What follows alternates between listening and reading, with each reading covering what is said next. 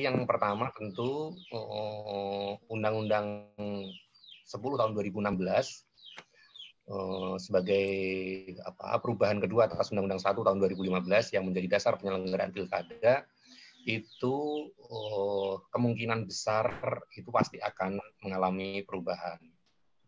Ya, karena dalam situasi seperti sekarang ini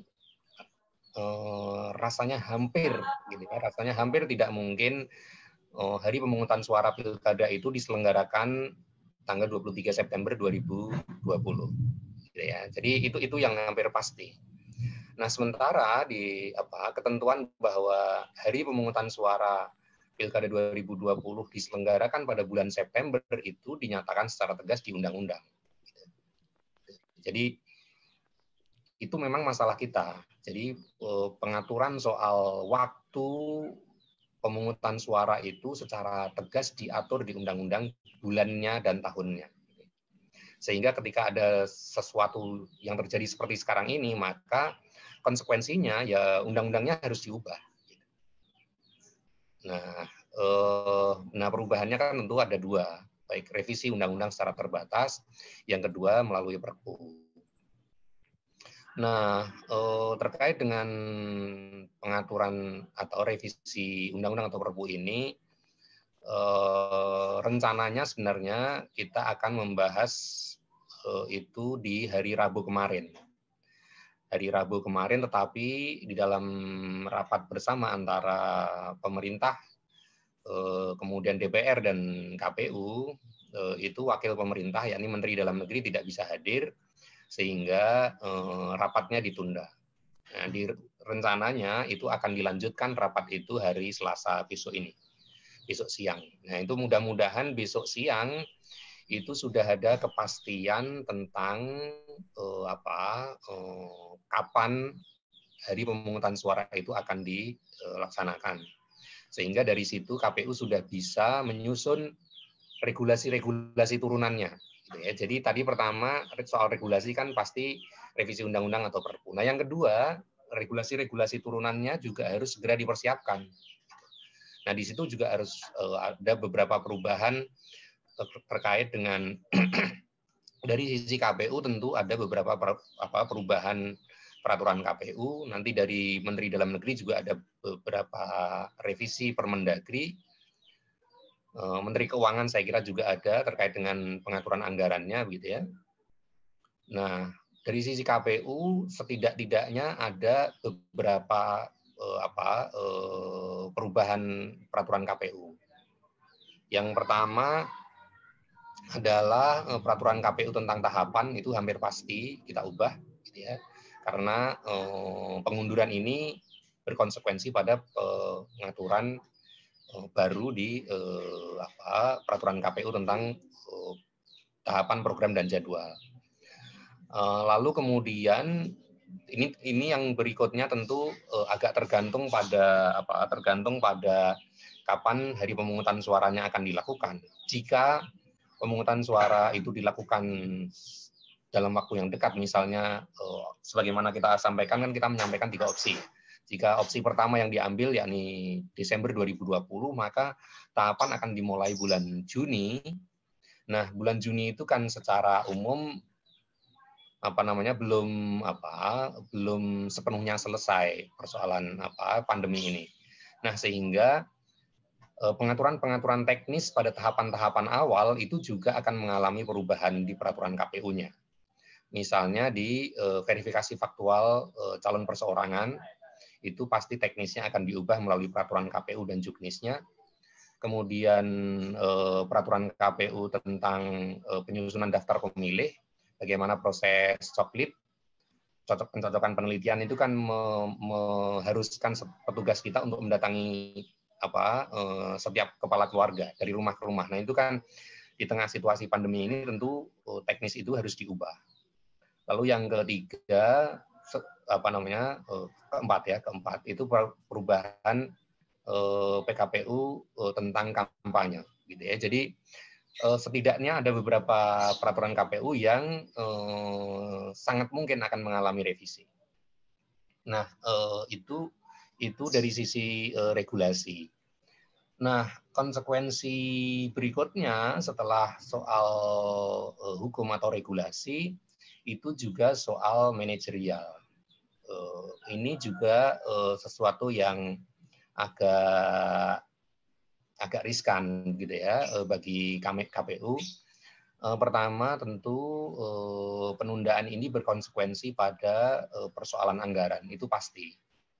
Ada beberapa hal yang pengaturannya itu nanti mensyaratkan ada revisi peraturan Menteri Dalam Negeri. Jika katakanlah misalnya penundaan ini nanti mengambil opsi, saya berasumsi bahwa teman-teman Indeksat memahami yang saya maksud opsi 1, opsi 2, opsi 3 ya. Opsi 1 itu Desember 2020, opsi 2 Maret 2021, opsi 3 September 2021 gitu. Nah, terkait dengan anggaran ini misalnya kalau penundaan ini kita mengambil opsi 2 atau 3, maka penyediaan anggaran itu harus tidak cukup jika dianggarkan di tahun anggaran 2020 saja, tetapi juga harus disiapkan di tahun anggaran 2021. Nah, ini kan tentu akan menimbulkan problem gitu ya di sebagian daerah kita. Apakah daerah-daerah siap menganggarkan misalnya anggaran pilkada di tahun 2021? Tentu kalaupun iya, tentu butuh negosiasi lagi, pembicaraan lagi antara KPU dengan pemerintah daerah. Yang itu juga prosesnya tidak mudah begitu. Lalu selain soal anggaran terkait dengan aspek manajerial ini juga persoalan sumber daya manusia. Saat ini badan penyelenggara ad hoc kita, yakni PPK, PPS itu kan PPK-nya sudah terbentuk semua, PPS-nya sebagian sudah dilantik, sebagian pelantikannya ditunda. Nah, yang dilantik juga akhirnya kita stop dulu. Jadi seluruh kegiatan badan ad hoc itu baik PPK maupun PPS ini sekarang kita hentikan. Nah, tentu jika penundaannya misalnya terlalu lama, misalnya kita nanti keputusannya mengambil opsi 3, yakni 1 tahun. Berarti badan penyelenggara ad hoc ini kan kita aktifkan lagi kan masih sekitar 6 bulan yang akan datang, kira-kira begitu ya, atau lebih, bahkan lebih dari 6 bulan yang akan datang. Nah, tentu ini kan akan menimbulkan persoalan-persoalan baru, misalnya apakah mereka masih memenuhi syarat persyaratan misalnya soal domisili dan seterusnya dan lain-lain, gitu ya. Jadi penonaktifan badan ad hoc selama berbulan-bulan ke depan itu akan menimbulkan beberapa konsekuensi secara manajerial. Belum lagi kalau kita bicara secara kemanusiaan, penundaan ini kan katakanlah, jadi begini, sebenarnya dengan tergabung menjadi badan penyelenggara ad hoc, baik menjadi PPS maupun PPK, itu kan teman-teman itu mereka mendapatkan honorarium, gitu ya, meskipun tidak besar, tetapi bagi banyak orang angka sebegitu itu di daerah itu cukup membantu. Gitu. Jadi meskipun bukan sumber pendapatan utama, tetapi itu adalah income yang cukup menarik untuk di tingkat desa, di tingkat kelurahan, begitu. Nah, banyak informasi yang masuk ke kami bahwa dengan penonaktifan mereka selama beberapa bulan ke depan itu, maka banyak dari mereka yang kembali menjadi pengangguran. Jadi ini kalau bicara soal kemanusiaan, gitu ya. Jadi penundaan ini itu juga membawa konsekuensi bagi banyak orang yang tadinya sudah mendapatkan honor bulanan menjadi PPK akhirnya terhenti, yang tadinya sudah dilantik atau bahkan sudah siap dilantik menjadi PPS yang harusnya bulan ini harus sudah mendapatkan honorarium tapi kemudian tidak jadi. Jadi dan itu jumlahnya bisa puluhan ribu begitu. Jadi itu persoalan terkait dengan aspek manajerial. Nah, berikutnya, jadi tadi pertama aspek regulasi, kedua aspek manajerial, ketiga aspek teknis. Nah, terkait dengan aspek teknis ini, penundaan pilkada memang membuat KPU mesti menyiapkan berbagai skenario adaptasi atas kondisi pandemi di dalam pelaksanaan tahapan-tahapan pilkada. Sebagaimana tadi saya kaitkan dengan perubahan regulasi, perubahan PKPU, peraturan KPU tentang verifikasi pasangan calon perseorangan, dukungan pasangan calon perseorangan misalnya, selama ini kan secara teknis itu harus dilakukan face to face, ditemui langsung satu persatu, kemudian diberi pertanyaan untuk memastikan apakah seseorang mendukung salah satu pasangan calon atau tidak. Ya.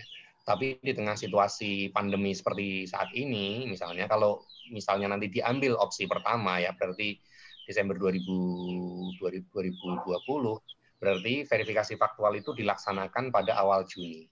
Pada awal Juni itu kan pandemi diperkirakan belum hilang sepenuhnya, sehingga proses verifikasi faktual tentu akan mengalami beberapa modifikasi. Apakah memungkinkan, pertanyaannya, apakah memungkinkan dalam situasi seperti itu petugas kita itu masih menggunakan cara yang sama jika dibandingkan dengan situasi normal? Tentu tidak, gitu ya.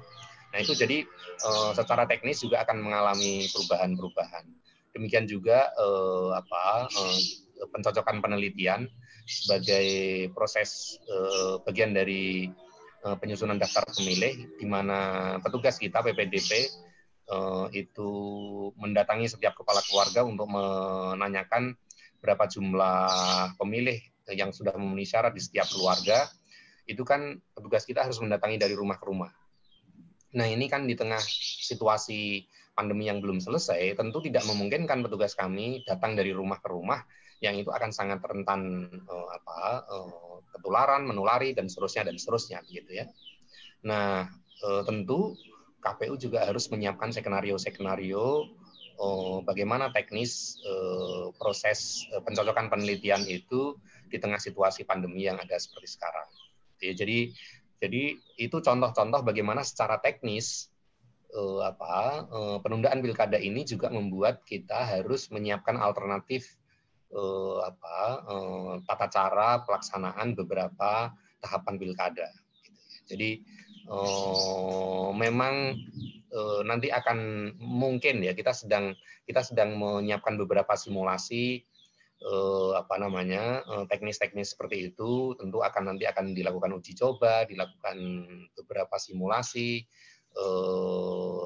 pelatihan dan seterusnya, dan itu konsekuensinya juga cukup panjang begitu. Jadi memang bagi KPU persoalan ini betul-betul menguji kita, apakah di dalam situasi tertentu, situasi yang sangat rawan seperti ini, kita mampu beradaptasi dengan situasi yang ada sekarang atau tidak. Apakah kita bersikukuh untuk melaksanakan tahapan-tahapan pilkada sebagaimana cara-cara yang selama ini sudah kita lakukan, atau kita mampu menghadirkan cara-cara baru yang tetap memenuhi standar-standar prosedur demokrasi, tetapi tetap sejalan dengan protokol kesehatan yang sudah ditetapkan oleh pemerintah. Kira-kira secara umum itu yang ingin saya sampaikan dalam paparan saya. Terima kasih. Nanti kita bisa perdalam dalam diskusi selanjutnya. Saya kembalikan ke moderator. Silakan. Terima kasih. Oke, terima kasih banyak kepada Pak Pramono Tantowi atas pemaparannya mengenai berbagai teknis dan berbagai struktur, berbagai urusan regulasi dari penundaan pilkada di tahun 2020. Ya, ada banyak. Boleh memberikan pertanyaan. Nanti juga TikTok bisa TikTok saja langsung dengan pemateri. Persilakan mungkin Mas Durdin dulu. Terima kasih para narasumber dan juga moderator. yang sudah memberikan kesempatan. Saya Nurdin dari Jakarta. Yang pertama, saya ingin menyampaikan bahwa selama ini memang di dalam regulasi kita, ini pemilu hanya diatur dalam kondisi yang aman dan kondusif. Gitu. Tidak ada yang mengatur bagaimana kondisi pemilu dilaksanakan dalam kondisi yang keadaan darurat atau force majeure. Nah, dalam menghadapi COVID, saya kira saya sepakat dengan Profesor Budi Stiono tadi, kita belum tahu kapan COVID-19 ini selesai.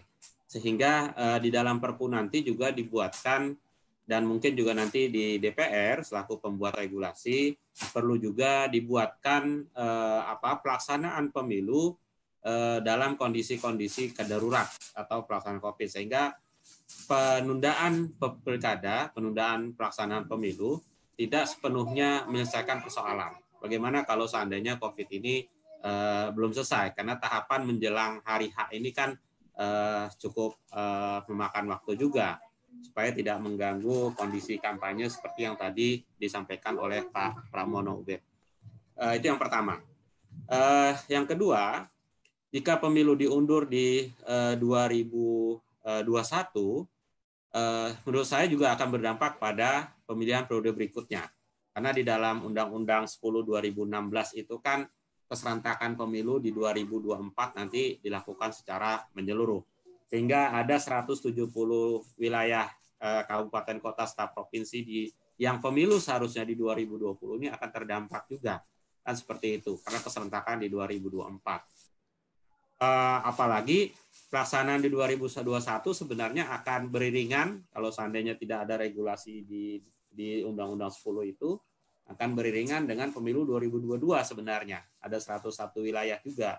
Nah ini bagaimana tanggapan para narasumber terkait dengan kondisi-kondisi seperti ini, karena ini juga akan mempengaruhi tata pemerintahan di negara kita. Terima kasih. Itu saja. Oke, terima kasih kepada Mas Nurdin ya dari KPU Jakarta tadi ya atas pertanyaannya. Mungkin bisa dijawab langsung oleh semua narasumber. Mungkin pertama Pak Pramono dulu ya, mungkin untuk memberikan tanggapan dan jawaban dari pertanyaan tadi. Silakan Pak Pramono. Ya, terima kasih Pak menyambung apa yang disampaikan oleh Prof. Budi tadi. Memang penundaan sekarang ini memang di tengah ketidakpastian yang sangat tinggi begitu. Jadi faktor penentu di dalam nanti penyusunan Perpu itu mau diambil opsi kapan itu memang tidak sepenuhnya ada di tangan KPU gitu. Bahkan juga bukan di tangan DPR, mungkin juga sebagian besar di sini ada di tangan eksekutif.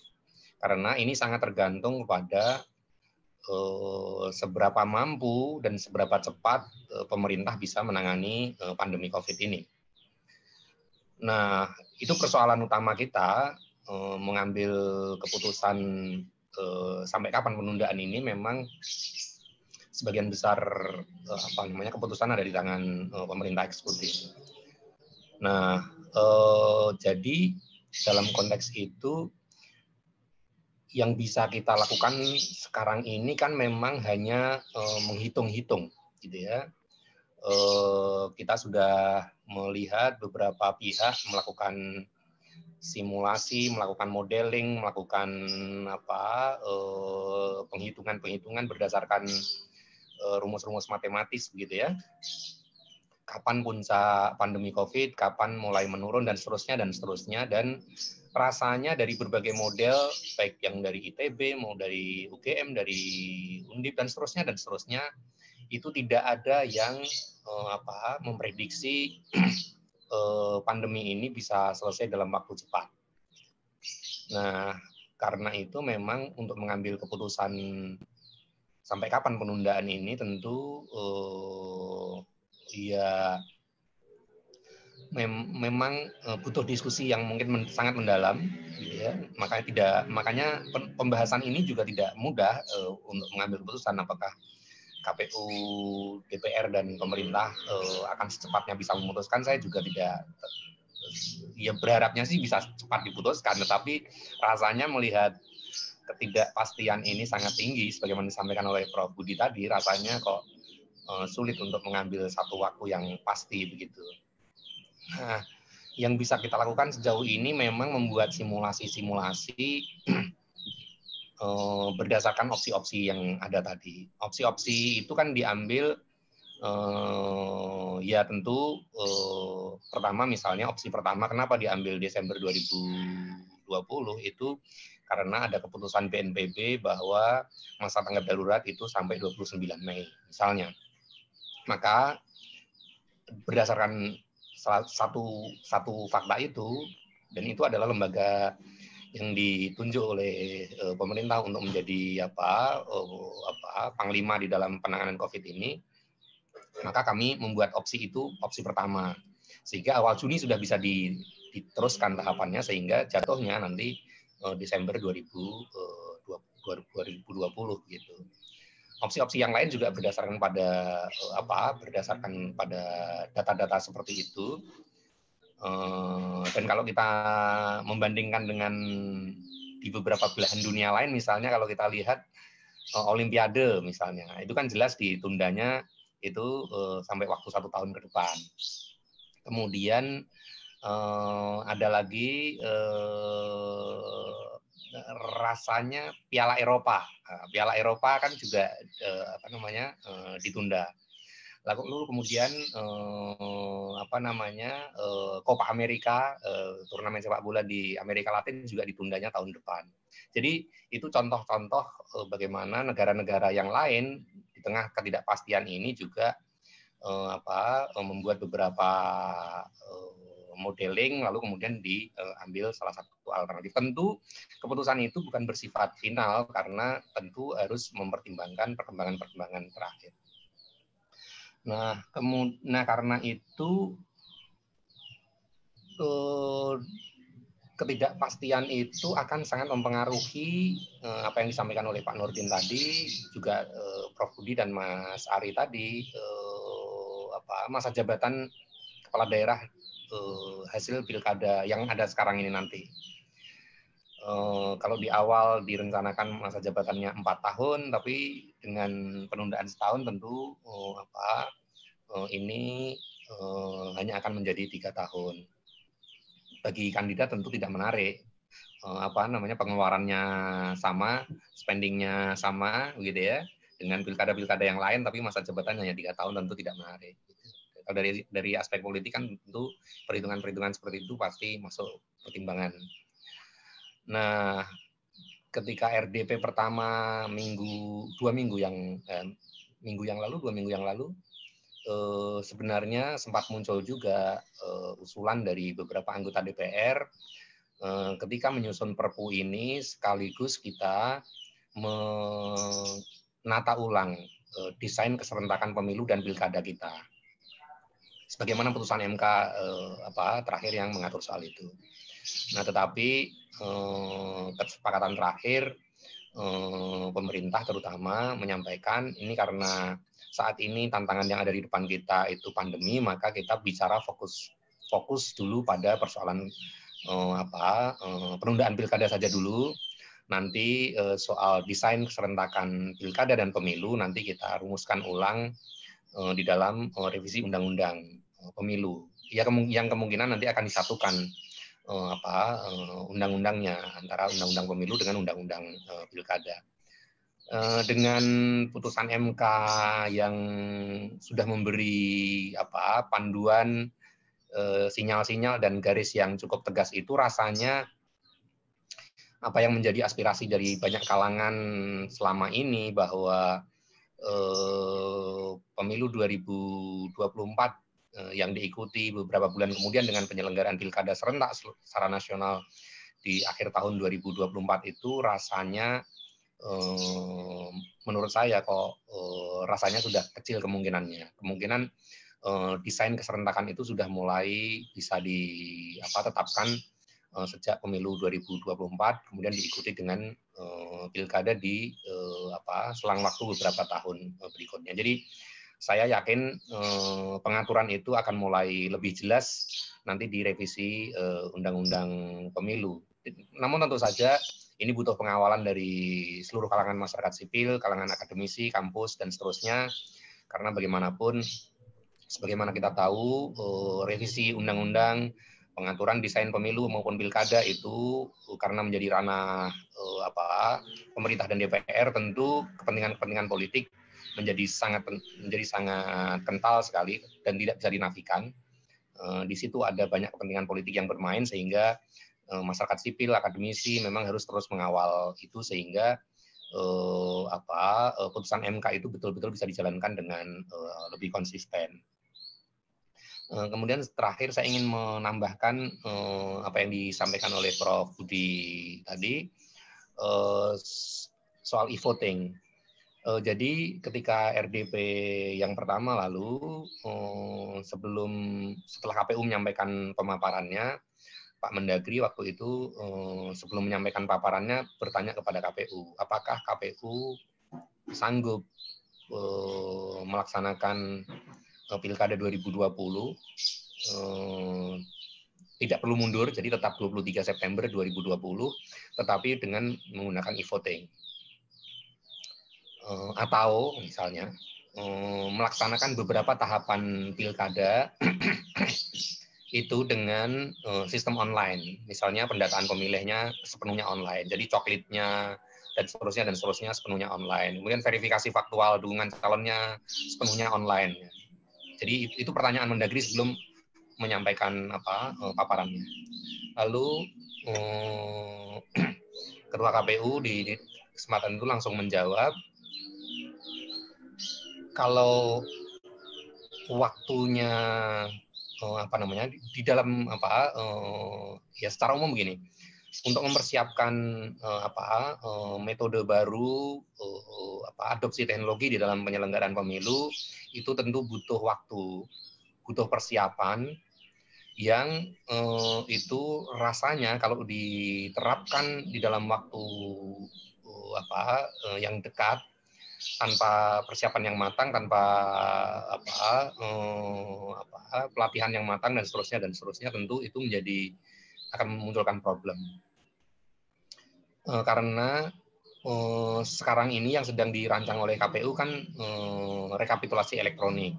Kita memang sebenarnya ingin mengadopsi teknologi ini secara bertahap, gitu ya. Yang sudah dan sedang kita persiapkan memang rekapitulasi secara elektronik, dan itu rencananya memang mulai kita terapkan entah di seluruh daerah, entah di sebagian daerah untuk pilkada sebenarnya 2020 ini.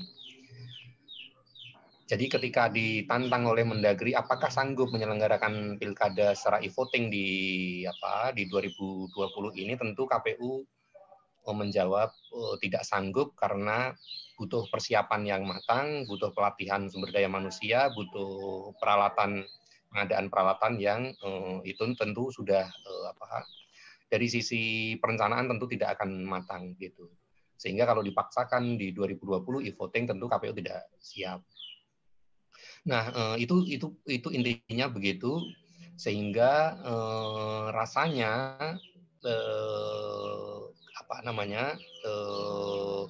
itu jawaban intinya seperti itu. Karena dalam pikiran, terutama pikiran saya ya, kalau kita bicara soal e-voting, banyak aspek yang harus kita diskusikan, bukan hanya soal kesiapan teknologinya, tetapi juga kesiapan terutama sebenarnya kepercayaan publik kepada teknologi ini yang bagi KPU sebenarnya agak khawatir. Kepercayaan orang untuk menggunakan suaranya secara elektronik, kemudian menerima hasilnya, nah itu itu butuh sosialisasi, butuh edukasi yang terus-menerus, yang itu tentu tidak mudah. Oke, baik. Oke, mungkin apa masih ada lagi yang ditanggapi? Ya, saya kira sementara itu dulu cukup. Pertanyaannya bagaimana, nanti langsung dijawab 2 pertanyaan ya, biar waktunya efektif. Baik. Assalamualaikum warahmatullahi wabarakatuh. Ya, Mas Diki dulu. Oke, silakan Mas Diki. Ya, selamat sore Bapak-Bapak sekalian. Tadi mungkin sudah sedikit disenggol oleh Pak Pramono dan Pak Budi ya. Jadi saya sepakat dengan Prof. Budi soal ide e-voting. Jadi guna menghindari dampak dari backsound seperti pandemi corona. Jadi kan corona memang bukan sesuatu yang bisa kita prediksi ya, dalam artian bisa jadi di tahun depan atau di beberapa tahun ke depan, mendekati pemilu ke depan juga akan terjadi corona atau hal yang serupa. Proses pemilu ke depan perlu kemudian untuk menggunakan bantuan teknologi e-voting gitu ya. Nah, saya mau nanya ke Pak Pramono nih Pak, apakah dari KPU sudah ada blueprint perencanaan pengembangan untuk sistem pemilu dengan penggunaan teknologi, terutama untuk pelaksana pemilunya, untuk votingnya, dan kapan sih bisa kita terapkan untuk menggunakan sistem tersebut, dan sejauh mana persiapan SDM dan infrastruktur terutama di daerah untuk hal ini. Sekian, itu saja, terima kasih. Baik, terima kasih Mas Diki. Sambil dilanjut mungkin langsung Mbak Efri dulu ya. Mbak Efri sudah on ya. Assalamualaikum warahmatullahi wabarakatuh. Ya. Saya Efri dari KPU Provinsi Sumatera Barat. Saya ingin bertanya kepada Pak Pramono, di mana waktu rapat bersama antara KPU dengan pemerintah yang diwakili oleh Mendagri, Bawaslu dan DKPP itu selain pengusulan penundaan pilkada, itu ada wacana melakukan relokasi anggaran yang belum digunakan oleh KPU, ya, digunakan untuk pemulihan dampak COVID-19. Dalam hal ini ingin saya tanyakan, jika itu memang terrealisasi, ini merupakan kecemasan bagi kami di KPU daerah untuk melanjutkan pilkada berikutnya terkait anggaran. Jika anggaran itu masih berasal dari APBD, itu akan menimbulkan persoalan baru lagi di KPUD. Di mana untuk daerah di Provinsi Sumatera Barat pada pemilihan tahun ini itu terjadi 3 daerah yang melakukan keterlambatan untuk melakukan NPHD. Jadi apa solusi yang sudah dilakukan oleh KPU RI? Apakah ada wacana untuk mendorong pemerintah anggaran untuk pemilihan ini berasal dari APBN atau ada kesepakatan sebelumnya dengan pemerintah daerah? Terima kasih. Baik, terima kasih pertanyaannya Bu Efri dari KPU Sumbar Sumatera Barat. Ya, mungkin bisa langsung dijawab oleh Pak Pramono, nanti juga boleh Mas Ari atau Pak Budi untuk menyampaikan. Yang pertama tadi dari Mas Diki mengenai, ya masih melanjut e-voting, mungkin bisa dijelaskan singkat saja mengenai apakah sudah ada menyampaikan dulu blueprint, ya. Bagaimana Prof Budi, boleh? 5.30 saya harus ada kegiatan lain, saya harus live. Oh, baik. Ya, jadi menurut saya begini, apa yang disampaikan oleh Pak Pramono tadi, saya kira memang itu satu aspek yang secara komprehensif harus kita perhitungkan. Tetapi saya ingin mengingatkan bahwa efek dari pandemi COVID ini tidak hanya berkaitan dengan berakhirnya pandemik itu sendiri, tetapi yang justru akan impact-nya sangat memukul kita itu adalah berkaitan dengan kapasitas anggaran ke depan. Ya, kalau kita tidak memiliki kepastian tentang kapan kita menyelenggarakan pilkada dan dengan metode apa serta berapa pembiayaan yang dibutuhkan untuk itu akan terus menimbulkan ketidakpastian. Coba dibayangkan dengan skenario terburuk. Misalnya kalau pandemi dari COVID ini pertama tidak jelas kapan berakhirnya, walaupun sudah ada prediksi sana sini, tetapi kenyataannya sekarang ini kita baru mendapatkan beberapa informasi juga, misalnya di Cina sendiri itu masih ada kasus-kasus baru muncul, terlepas dari sekian banyak kebijakan dan tindakan dilakukan, tetapi toh potensi untuk merebaknya kasus serupa itu masih bisa terjadi. Sehingga kalaupun kita nanti sudah terlanjur menetapkan satu waktu tertentu dalam pelaksanaan pilkada tunda itu terjadi kasus seperti itu lagi, maka akan terjadi disrupsi lagi, dan itu tentu akan menimbulkan ketidakpastian sana sini. Yang kedua, tadi juga sudah diutarakan oleh Mbak Evri, terkait dengan kapasitas keuangan di daerah atau juga di tingkat nasional, saya kira. Kalau seandainya efek dari COVID ini yang berkaitan dengan kemampuan finansial, dan saya kira ini sangat besar juga, domino efeknya itu kan misalnya terkait dengan penerimaan negara dan juga penerimaan daerah, kapasitas dari APBN dan APBD tentu juga akan berkurang dengan adanya disrupsi COVID ini, ya, dan juga kemampuan dari kapasitas swasta. Para peserta pilkada itu sendiri, saya kira juga akan banyak terpengaruh.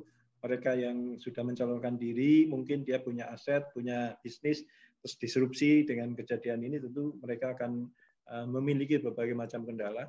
Nah, oleh karena itu, kalau itu terjadi, ya, padahal kita itu belum segera menyelesaikan pilkada dengan berbagai macam kondisi seperti itu, tidak tersedia anggaran yang mencukupi, baik itu di daerah dan mungkin juga di pusat, akibat dari efek pandemi yang bersifat multiplier effect itu, saya kira ini akan menimbulkan berbagai macam kegoncangan yang luar biasa di dalam penyelenggaraan negara. Oleh karena itu, menurut saran saya itu, walaupun misalnya katakanlah tadi KPU sekarang ini belum memiliki kapasitas untuk menyelenggarakan e-voting atau e-election, saya kira kita harus segera, seperti saran Pak Diki tadi, memastikan kapan KPU itu bisa, dan itu yang menjadi target penyelenggaraan pilkadanya, bukan atas asumsi bahwa pandemi ini akan berakhir di bulan apa, tapi atas dasar kapan KPU itu memiliki kapasitas untuk membangun sistem, mensosialisasikan bahwa kita mungkin bisa jadi bersifat pesimistik dan khawatir terhadap berbagai macam kendala kalau kita menyelenggarakan pemilu secara online. Tetapi pengalaman menunjukkan bahwa masyarakat kita ternyata sekarang ini juga mau tidak mau karena keterpaksaan itu secara cepat mereka belajar. Anak SD, SMP, SMA, kuliah, ya sekarang semuanya harus menggunakan metode daring. Rapat kita pada sore hari ini juga tidak terbayangkan kalau tidak ada COVID, ya. Dan seterusnya, saya kira ini adalah merupakan berkah yang juga sekaligus bisa menjadi cara berpikir alternatif bagi kita di dalam penyelenggaraan pemilu dan pilkada. Nah, oleh karena itu, daripada kita itu berasumsi tentang berakhirnya COVID kapan dengan tidak ada kepastian, maka lebih bagus kita menyelenggarakan sesuatu yang bisa terukur. Nah, oleh karena itu, kita harus menyusun langkah-langkah sedemikian rupa sehingga penyelenggaraan pemilu elektronik itu bisa dikuasai oleh KPU dan juga dimengerti, akuntabilitasnya disepakati oleh stakeholder yang lain. Saya kira mungkin seperti itu Pak Fauzan. Saya mohon maaf karena jam 7.30 saya harus ada rapat lain. Oleh karena itu saya pamit dari forum ini. Terima kasih, mohon maaf. Oke, terima kasih Prof. Budi atas kesempatannya. Mas Fauzan, saya boleh izin bicara dulu sebentar? Oke, boleh. Nanti sambil ditampung juga tanggapan dari Pak Ari ya. Ini masih terkait dengan... Ya, Pak Ari belum live ya, Pak Arif ya. Jangan live dulu ya, Pak Ari ya. Oh, saya namanya Mas Pramono. Oke. Ya. Bagaimana Pak Ari? Silakan. Memang ini center of attention-nya Mas Pramono ini.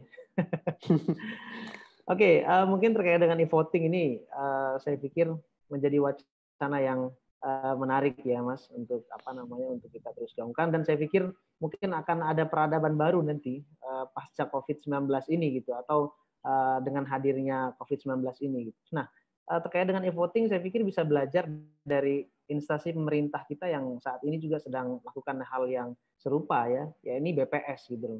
Nah, BPS kan hari ini sedang melakukan sensus penduduk ya. BPS sedang melakukan sensus penduduk yang mana mekanismenya ada dua, mekanisme online dan mekanisme offline gitu.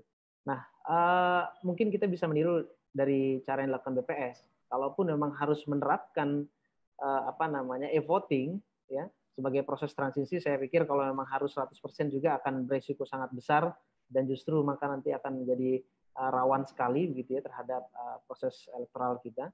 Mungkin bisa dilaksanakan separuh yang online begitu, terutama di urban ya di 37 kalau tidak salah itu kota yang akan melaksanakan pilkada 2020 nanti. Nah, itu sebagai exercise gitu. Saya pikir kalau tadi Mas Pramono mempermasalahkan dari segi kesiapan masyarakat. Artinya kalau dari segi infrastruktur, saya pikir itu hal teknis yang bisa dipersiapkan dalam waktu yang cukup cepat gitu, karena masyarakat kita atau para ahli-ahli IT kita saya pikir sudah siap dan banyak pengalaman terkait dengan hal seperti e-voting itu. Nah, ini mungkin bisa menjadi salah satu opsi gitu Mas ya, yang nanti bisa dibahas. Mungkin itu Mas Fauzan.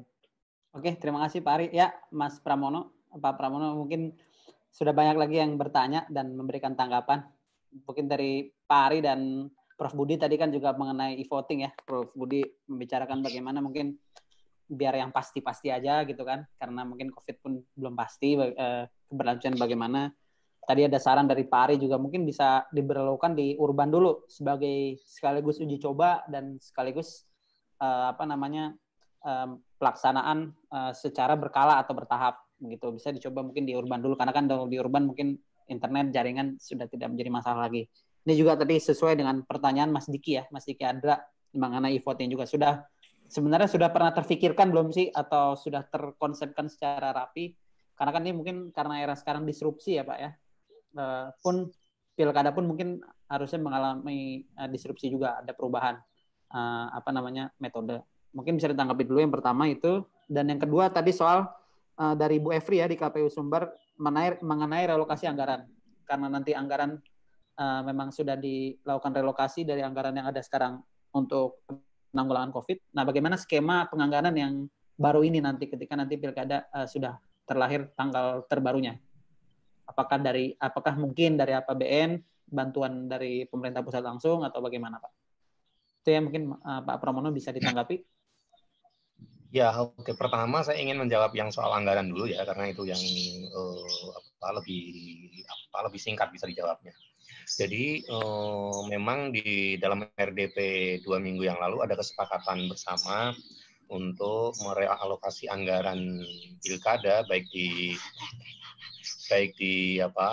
KPU, Bawaslu maupun aparat keamanan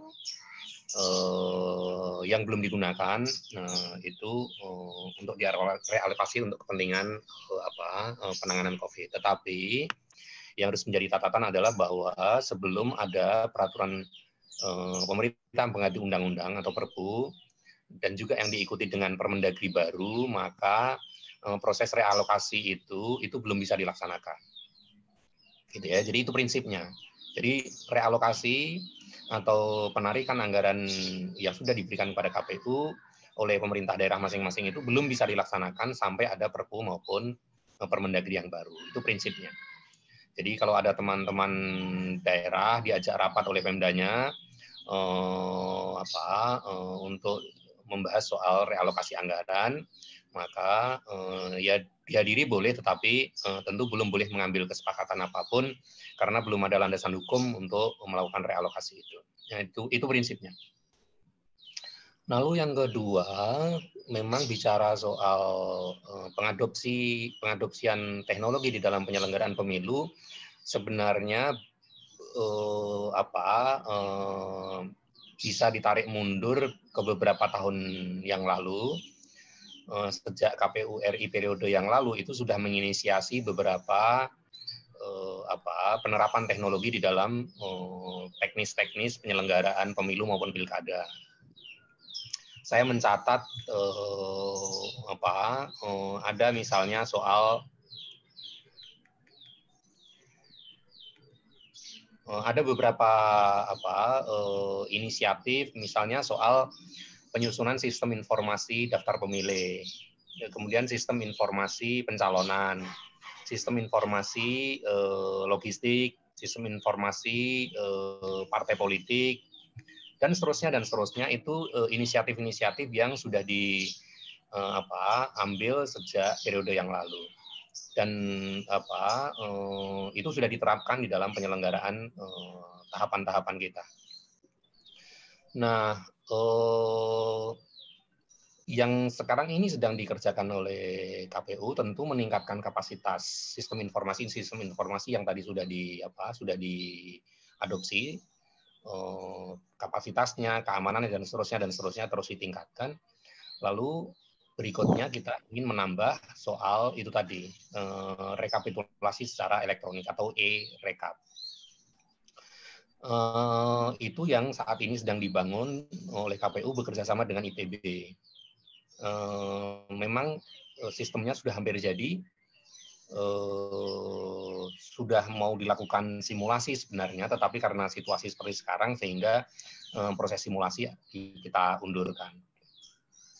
Nah, terkait dengan yang terkait dengan pemungutan suara ya, sebenarnya di banyak negara itu kan alternatifnya bukan satu-satunya adalah e-voting. Di banyak negara itu pemungutan suaranya tetap manual, tetapi sejak penghitungannya itu sudah dilakukan secara elektronik, jadi e-counting yang ada. Misalnya di Korea Selatan itu e-counting, jadi dia tidak e-voting, tapi e-counting. Jadi surat suaranya tetap kertas, dicoblos manual atau dicentang begitu ya, tetapi nanti proses penghitungannya tidak lagi sah gitu enggak, tapi langsung sudah masuk alat misalnya. Jadi banyak alternatif-alternatif yang ada di dunia ini. Nah, di antara pilihan-pilihan itu KPU periode ini tidak mempertimbangkan untuk menerapkan e-voting. Makanya yang sedang kita bangun sekarang ini adalah rekapitulasi secara elektronik. Kalau kita bicara soal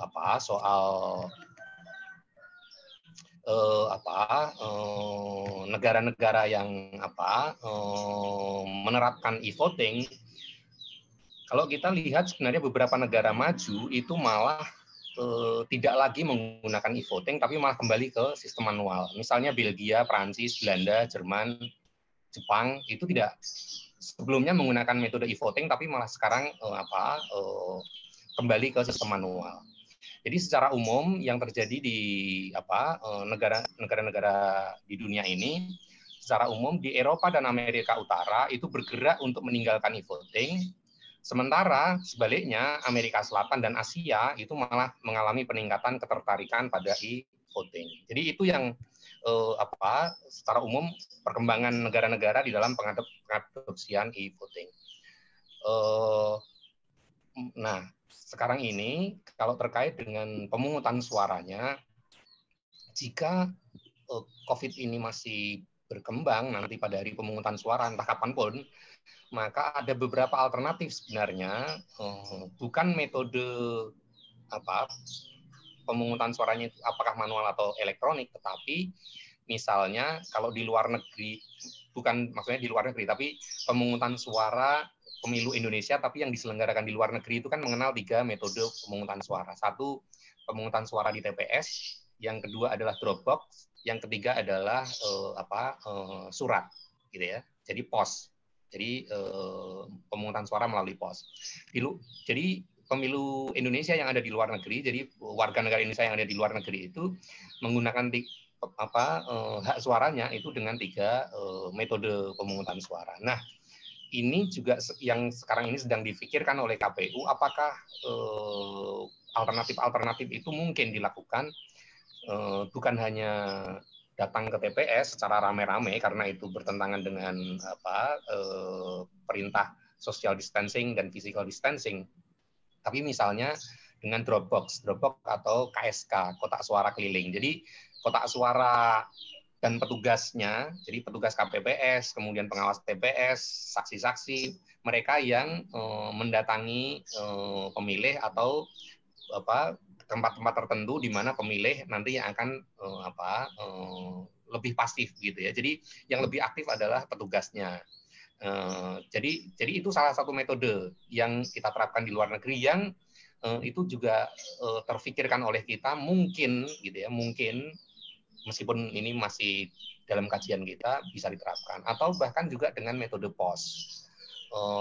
Entah ini beberapa alternatif yang tersedia yang masih terus dipikirkan oleh KPU untuk tidak hanya menggunakan metode pemungutan suara di TPS sebagaimana yang selama ini sudah kita terapkan. Jadi selain e-voting masih ada alternatif-alternatif lain yang bisa diterapkan. Tapi semuanya tentu akan sangat tergantung pada kapan penundaan ini sampai berlangsungnya. Demikian penjelasan singkat saya. Terima kasih. Oke, saya kira sudah cukup jelas ya untuk sesi tanya jawab termin pertama. Sudah cukup jelas. Mungkin kita bisa lanjut ke ke sesi yang kedua, termin kedua. Kita lanjut yang kedua ya, sesi kedua boleh kita lanjutkan Mas Anugrah, Mbak Utami, dan Mas Syari ya. Mas Anugrah Adi, Mbak Utami, dan Mas Syari boleh di unmute ya, Mas. Mas Syari sama Mas Anugrah Adi.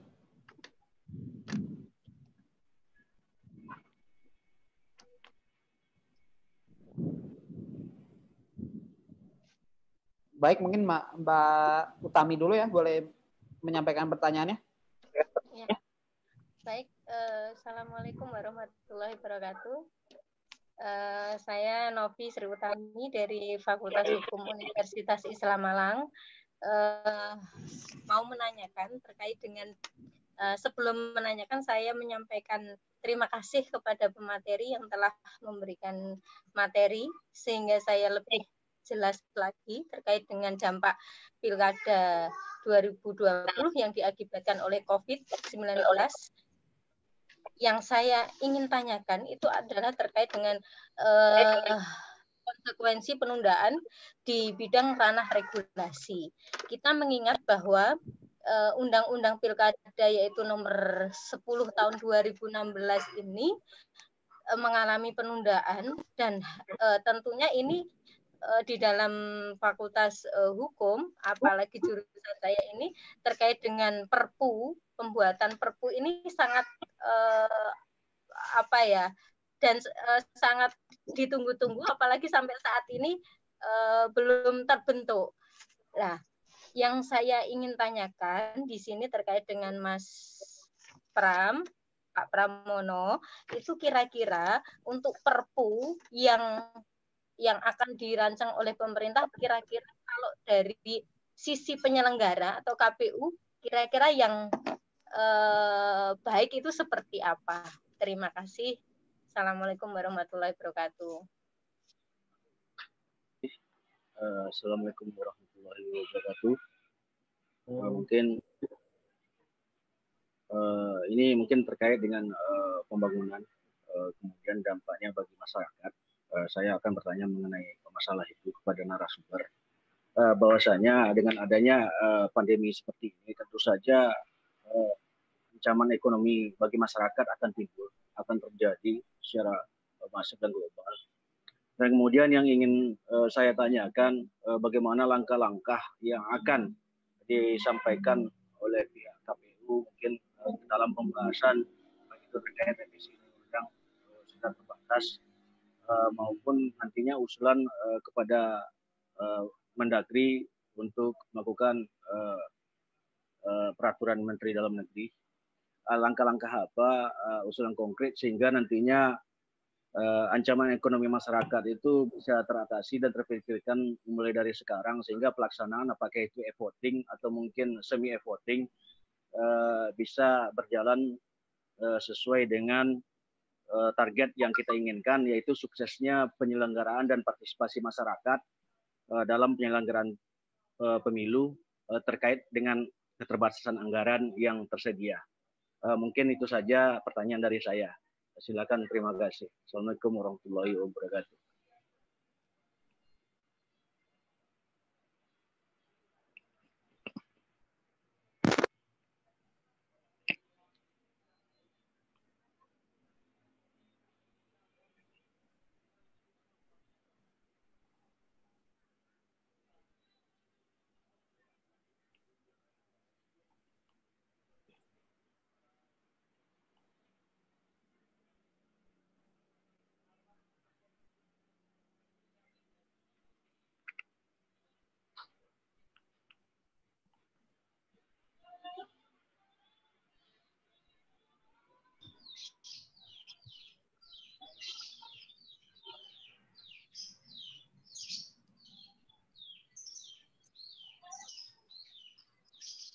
Baik, boleh dijawab mungkin langsung sama Mas Pramono, oleh nanti Mas Ari juga boleh menambahkan. Silakan. Dari saudari siapa tadi pertama tadi? Mbak Utami. Ya. Ya. Soal Perpu ada sebenarnya yang paling penting yang diajukan oleh KPU itu terkait dengan dua hal. Pertama, terkait dengan pasal 201 itu terkait dengan bulan pelaksanaan pilkada itu yang paling penting. Pertama, KPU menginginkan sebenarnya bunyi Perpu itu tidak menyebut secara jelas, secara tegas bulan dan tahunnya kapan, tapi menyebutnya katakanlah selambat-lambatnya kapan. Nah, nanti kapan waktu pelaksanaan tepatnya itu menjadi kewenangan KPU mengaturnya di PKPU, peraturan KPU tentang tahapan, program, dan jadwal. Karena di tengah ketidakpastian seperti ini, misalnya katakanlah nanti Perpunya keluar menetapkan pilkada Desember 2020 misalnya, tapi kemudian ternyata COVID-nya sampai bulan Juni, Juli, apalagi masa mudik itu akan diperkirakan bisa rebound lagi angka yang terpapar gitu ya. Nah itu jika nanti terjadi itu, apakah lalu kemudian nanti akan keluar Perpu yang kedua untuk mengundurkan jadwal misalnya. Jadi di tengah ketidakpastian itu maka KPU berharap Perpu itu tidak secara tegas menyebut bulan dan tahun karena nanti jika terjadi sesuatu maka akan keluar Perpu lagi, Perpu di atas Perpu begitu. Tapi pengaturan lebih lanjut secara teknis diserahkan kepada KPU. Itu yang pertama. Lalu yang kedua terkait dengan kewenangan pilkada lanjutan. Di Undang-Undang Pilkada itu kan diatur bahwa yang berwenang untuk menetapkan penundaan pilkada adalah KPU daerah masing-masing gitu ya. Tetapi yang berwenang untuk menetapkan pilkada lanjutan itu pemerintah eksekutif gitu ya. Pemerintah eksekutif. Kalau pilkada kabupaten kota yang menetapkan adalah gubernur, kapan dilanjutkan, kalau pilgub itu kewenangan Kementerian Dalam Negeri. Ini kan menjadi lucu, wong yang menetapkan penundaan KPU kok yang menetapkan nanti lanjutannya itu malah pihak lain, kan menjadi tidak kongruen, tidak konsisten begitu. Nah, KPU berharap di undang-undang itu diberi penegasan saja bahwa kewenangan untuk menetapkan pilkada lanjutan itu ya diberikan kepada KPU tentu setelah berkonsultasi dengan Bawaslu, dengan pemerintah daerah dan pihak-pihak yang terkait. Nah, jika penundaannya itu terkait dengan aspek pandemi tentu dengan Kementerian Kesehatan, BNPB dan seterusnya. Kalau terkait dengan aspek keamanan tentu dengan aparat keamanan dan seterusnya dan seterusnya. Jadi itu dua poin utama yang diusulkan oleh KPU menjadi muatan Perpu. Gitu ya. Jadi itu yang bisa saya sampaikan. Untuk pertanyaan dari Mas Syari, tadi sudah ada tambahan? Yang terkait dengan saya apa kira-kira ya? Kira-kira Mas Syari mungkin ada yang mau disampaikan lagi kira-kira? Ini Pak, terkait dengan ancaman ekonomi bagi masyarakat. Karena memang sekarang ini kan kita kondisi dalam beberapa daerah mungkin ada yang lockdown, tentu saja ekonomi masyarakat akan berdampak.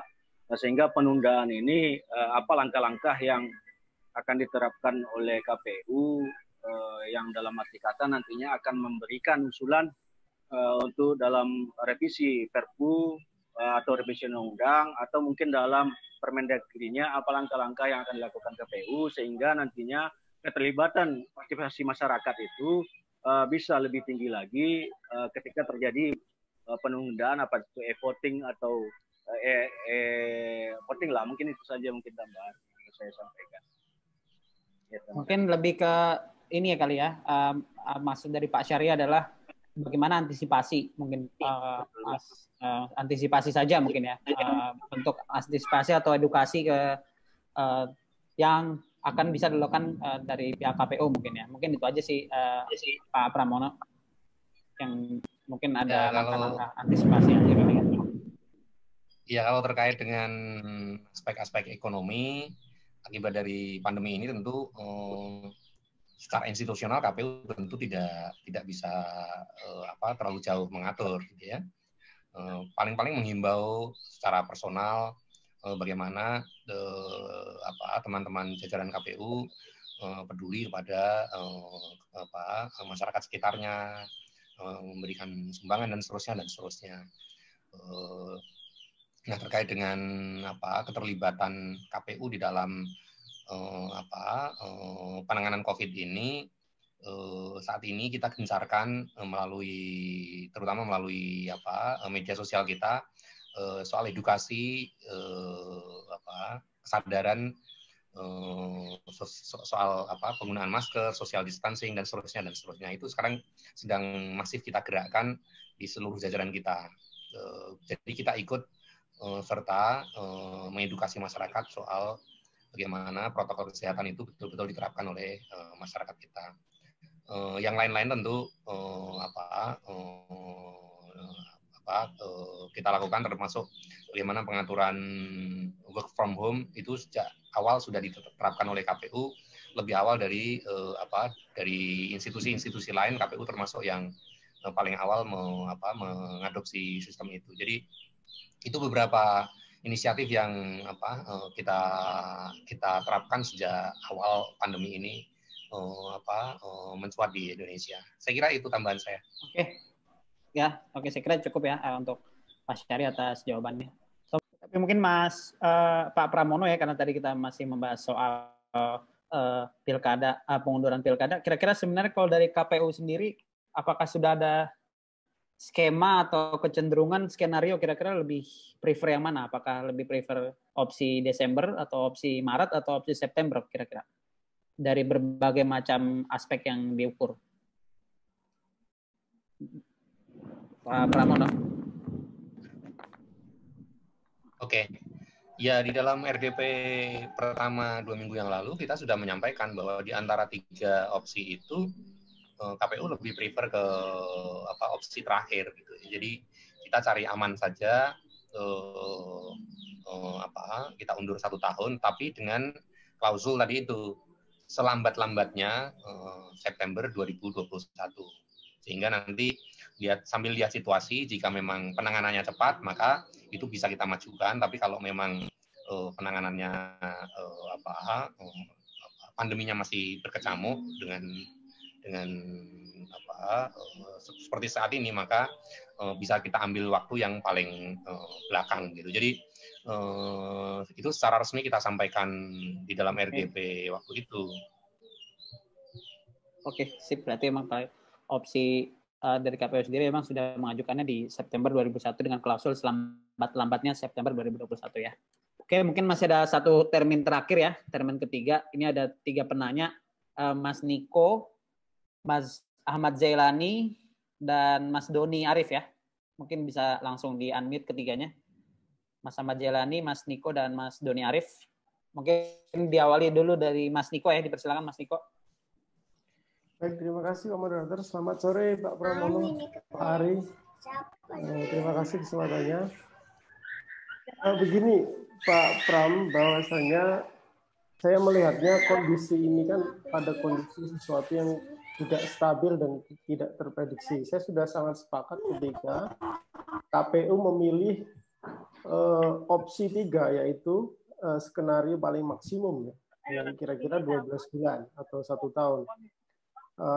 Tapi begini Pak Pram, bahwasanya ketika mengambil sebuah opsi kebijakan, kami pikir masing-masing ada konsekuensinya.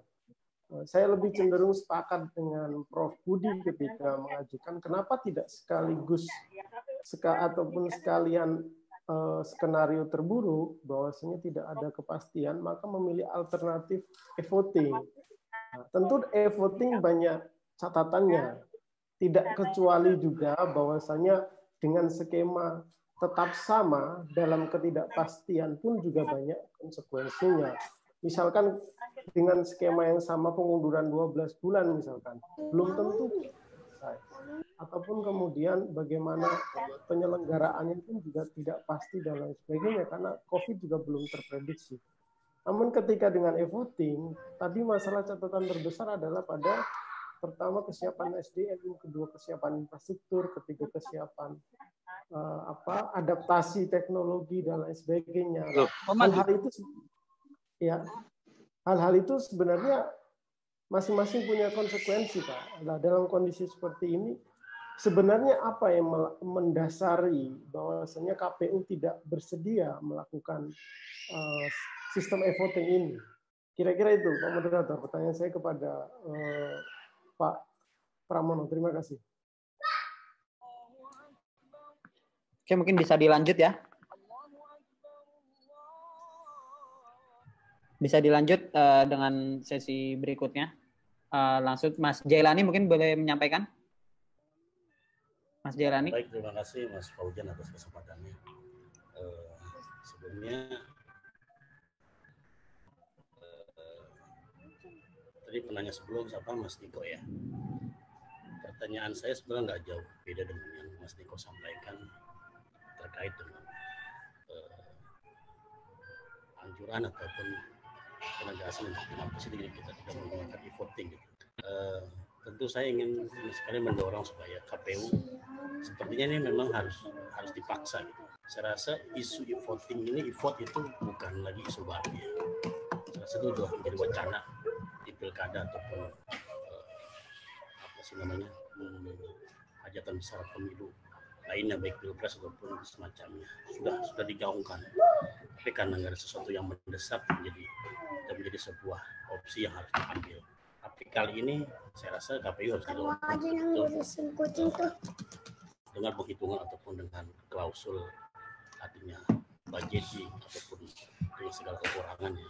Saya rasa harus bisa kita dorong e-voting ini harus bisa terlaksana di pilkada ataupun pemilihan lainnya. Saya rasa hanya itu pertanyaan saya memberikan penegasan kepada Mas Niko. Sepertinya kalau nggak ada pandemi COVID-19, saya rasa usulan e-vote ini nggak akan menggema dan nggak akan mendorong. Saya rasa kita harus ingin. Saya kira itu. Ya, terima kasih. Pertanyaan yang saya dapat saya sampaikan. Ya, saya kembalikan ke moderator. Ya, terima kasih. Mas Jailani atas pertanyaannya. Ditendang aja sih. Oke, mungkin Mas Doni bisa langsung satu lagi menyampaikan pertanyaannya, Mas Doni Arif. Oh ya, saya tertarik tadinya dengan mau coba menanyakan kalau melihat data yang kita lihat sekarang ini, bahkan secara internasional, secara dunia, belum ada kata penurunan ya jumlah yang terinfeksi dengan COVID. Cuman kalau secara dunia kemarin saya dapat baru 2 hari ini ada penurunan. Nah, di situ akhirnya saya masih pesimis, dalam artian pesimis untuk sampai akhir tahun ini pandemi ini akan selesai gitu loh, Mas. Ya, iya kan. Nah, ngomong sampai akhir tahun dulu aja deh. Atau mungkin juga saya juga nggak tahu sampai kapan juga, karena jumlahnya itu akan terus. Saya tanyakan kepada Pak Pramono, ya kan, apakah tidak ada plan B, dalam artian yang plan B yang saya bilang, yang tadi Pak Pramono sampaikan bahwa saya semua berbasis online, termasuk coklat, penukaran DPT, bahkan mungkin kampanye pun juga gimana dengan online. Terus kemudian sistem pencoblosannya dengan sistem Dropbox ya. Dropbox itu yang keliling dari rumah ke rumah itu, atau kartu kotak suara keliling itu yang mungkin dari pihak KPU koordinasi dulu dengan Kementerian Kesehatan gitu ya, gimana supaya amannya dari keliling itu. Terus kemudian dengan secara perhitungannya baru secara online juga gitu. Dan kemungkinan yang satu lagi apakah sudah akan terpikir? Saya juga hanya berharap kalau bisa sih September itu adalah sudah nggak bisa mundur pilihan paling terakhir gitu loh. Mas, soalnya kalau memang mundur lagi akan dekat lagi dengan tahun 2024, masyarakat akan pemilu lagi kan gitu, yang saat ini mengalami pemilu ya di 303 kabupaten kalau nggak salah yang mengikuti pemilu itu, dan memang dampaknya saya minta seperti itu. Apakah mungkin diajukan tetap di opsi kedua di bulan April ya kalau nggak salah itu, dengan sistem seperti itu. Dan untuk Pak Arief, saya ada satu pertanyaan yang saya terang tadi saya tertarik dengan pemetaan masalah konflik tadi gitu ya Pak Arief ya, yang tadi yang Bapak paparkan tadi. Apakah Pak Arief juga melihat kemungkinan seandainya itu dilakukan secara Dropbox, apakah minat peserta untuk mengikutinya itu apakah juga akan dinilai, Kak? Umpama kita lihat diadakan bulan ini partisipasi peserta itu juga akan juga sempatkah dipelajari di dalam penelitian itu gitu loh. Kalau metode kampanye via online mungkin tahun 2019 kita sudah banyak yang melakukan kan yaitu, dan sepertinya minat partisipasinya cukup tinggi ya. Untuk Pilpres saja golputnya nggak sampai 20% gitu loh. Oke, Mas Doni mungkin bisa dipersingkat ya pertanyaannya ya. Oke. Ya, dan makanya saya minta Pak Arief, saya tanya Pak Arief, apakah ada penelitian itu seandainya ini berdampak itu? Ya, makasih. Makasih Pak Fauzan. Oke. Terima kasih Mas Doni. Ya, mungkin langsung dijawab yang pertama langsung oleh Pak Pramono, masih mengulang yang tadi terkait dengan e-voting tadi ya, mungkin lebih pendalaman lagi bagaimana dasar utamanya atau mungkin ada opsi-opsi alternatif apa. Lalu mungkin nanti dari Mas Doni tambahan pertanyaan untuk Pak Ari terkait metode yang tadi dilakukan ketika ada perubahan metode pemilu dari mulai pemungutan suara diubah atau sistem diubah menjadi sistem e-voting atau sistem Dropbox, itu apakah indeks yang tadi itu bisa berubah gitu, peta yang tadi itu bisa berubah angkanya, artinya bisa mengurangi kerawanan pemilu gitu. Mungkin yang pertama Mas Pramono dulu ya. Yap. Oke. Jadi seingat saya tahun 2016 ketika pemerintah dan DPR sedang menyusun Undang-Undang 7 2017 yang menjadi dasar penyelenggaraan pemilu.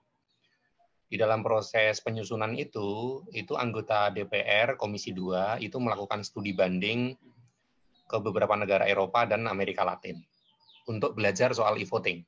Nah, gitu. Ini betul-betul terjadi, faktual.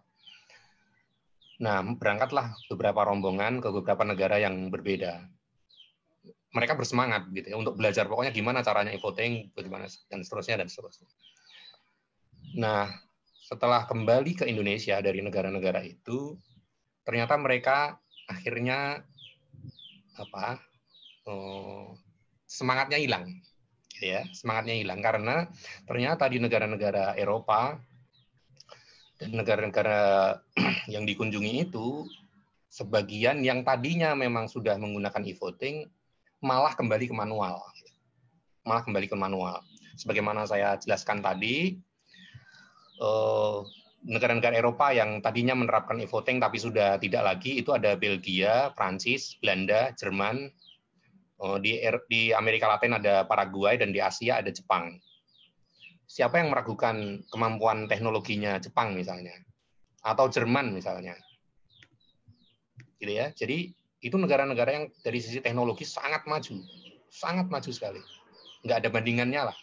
Kalau soal IT mungkin yang menyaingi Amerika dan India gitu. Tapi tidak. Korea Selatan juga tidak e-voting. Mereka sistem IT-nya sangat hebat, semua kita menggunakan handphone dari Korea Selatan kan. Tapi Korea Selatan tidak menggunakan e-voting, hanya dia menggunakan e-counting gitu. E-counting. Jadi pemungutan suaranya tetap menggunakan kertas, tetapi proses berikutnya kertas itu kemudian langsung dikumpulkan lalu dihitungnya dengan alat gitu. Jadi menggunakan e-counting. Jadi ada banyak alternatif di negara-negara ini. Kenapa negara-negara yang tadinya menggunakan e-voting lalu kembali ke sistem manual? Itu terutama sebenarnya soal security-nya. Security nanti kaitannya dengan trust, dengan kepercayaan publik. Security ini bagaimanapun menjadi pertimbangan utama di dalam pemilu, dan trust itu menjadi nilai terpenting di dalam demokrasi. Gitu ya. Jadi tidak ada demokrasi jika tidak ada trust. Nah, kalau menggunakan e-voting itu mungkin secara security-nya nggak ada masalah, sistem keamanannya bisa dibangun dengan baik, tetapi kepercayaan publik terhadap hasil pemilu secara e-voting itu di dunia ini secara umum rata-rata mengalami penurunan. Secara umum mengalami penurunan. Di Amerika kepercayaan karena soal populisme, terpilihnya Donald Trump dan seterusnya, keterlibatan Rusia dan seterusnya, itu mendorong negara-negara lain itu kembali mundur ke belakang menggunakan sistem manual, tetapi countingnya dengan sistem elektronik. Tetapi kalau sistem yang digunakan itu penghitungan secara elektronik atau rekapitulasi secara elektronik atau e-counting atau e-rekapitulasi, itu jika ada sengketa, jika ada persoalan hukum terkait dengan pemilunya, maka raw materialnya masih ada, yakni surat suara yang dicoblos secara manual tadi. Tetapi kalau e-voting, raw materialnya nggak ada. Jadi kalau ada sengketa hukum, yang dilacak apanya? Maka yang dilacak adalah log activity-nya, log history-nya. Nah, kalau dicek log history-nya, maka siapa memilih apa, itu di situ akan ketahuan. Disitulah letak salah satu prinsip utama pemilunya tidak terpenuhi, yakni rahasia. Pemilu itu harus memenuhi unsur selain langsung umum bebas, rahasia. Rahasia itu siapa memilih siapa tidak diketahui. Tetapi di dalam e-voting itu siapa memilih siapa itu kalau dilihat log history-nya ketahuan. Siapa mencoblos apa, atau mencoblos partai apa, atau mencoblos calon siapa akan ketahuan. Maka di situ prinsip kerahasiaan tidak terpenuhi. Nah, karena itulah saya jelaskan tadi, secara umum kesimpulan sebuah studi itu menjelaskan bahwa secara umum di Eropa dan Amerika Utara itu Amerika Serikat dan Kanada dan seterusnya, itu bergerak untuk meninggalkan e-voting, sementara Amerika Selatan dan Asia itu mengalami peningkatan ketertarikan e-voting. Jadi soal pemungutan suara menggunakan e-voting atau bukan e-voting itu tidak ada kaitannya dengan kemajuan teknologi. Tidak ada kaitannya dengan kemajuan peradaban sebuah bangsa. Sama sekali tidak ada. Gitu ya. Sama sekali tidak ada. Ini pilihan-pilihan yang disesuaikan dengan kebutuhan masyarakat setempat. Itu saja. Kesepakatan-kesepakatan politik yang diambil oleh masing-masing negara, bagaimana cara pemilu yang paling sesuai dengan kebutuhan masyarakat setempat, gitu ya. Jadi itu sebenarnya persoalannya. Banyak hal tadi sudah saya jelaskan, ini hanya tambahan informasi yang ingin saya sampaikan. Jadi karena itu yang sedang dibangun oleh KPU saat ini adalah rekapitulasi secara elektronik. Jadi pemungutan suaranya tetap coblos kertas suara, penghitungannya tetap dibuka satu-satu, sah tidak sah, sah tidak sah. Nanti setelah itu baru proses rekapitulasi yang selama ini dilakukan secara berjenjang dari tingkat bisa entah dari tingkat desa atau dari kecamatan, kabupaten secara berjenjang sampai tingkat nasional, itulah yang tidak ada lagi, tapi diganti dengan sistem gitu ya. Jadi kalau ada persoalan-persoalan hukum, maka raw materialnya masih ada surat suaranya, masih ada C1-nya gitu ya. Jadi ini pertimbangan-pertimbangan yang diambil oleh KPU saat ini. Saya tidak tahu bagaimana KPU ke depan, apakah akan pertimbangannya berbeda atau tidak, tetapi dalam beberapa tahun ini, terutama sampai periode KPU kami sampai 2022, yang kami kerjakan saat ini adalah membangun rekapitulasi secara elektronik. Demikian. Oke, terima kasih Pak Pramono atas penjelasannya. Mungkin bisa terakhir sekalian closing statement dulu, mungkin closing statement pertama dari Pak Pramono dulu ya, closing statement pertama ya, sebelum nanti ditutup oleh Pak Arya. Silakan Pak.